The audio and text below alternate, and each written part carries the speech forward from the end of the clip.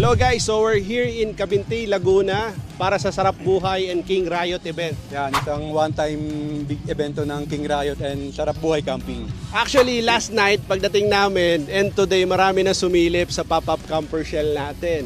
And one of the comments... mga tumingin, mga nagtanong sa ating camper shell. And one of the comments na na-challenge talaga kami is kung tatagal daw ba yung pop-up camper shell namin pag tinry sa off-road. Actually, hindi namin tinake yun as a negative comment.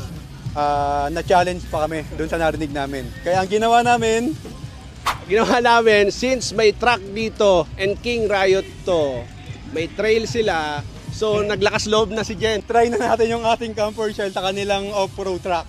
And nakita naman nila maraming witness na at kami lang, we are the only one na may pop-up camper shell na naglakas loob, nasubukan yung trail nila. Off-road track o yung trail nila. Nakita nila ang durability ng ating camper shell ng gawang Pinoy. And certified, proven, na kaya talaga. Hindi lang comfort and luxury. Durability, nandito na lahat sa pop-up camper shell. Yan, kumbaga hindi lang tayo pang overlanding. So guys, again, this is Rio, Jen, and we are the Pop-Up Campers PH.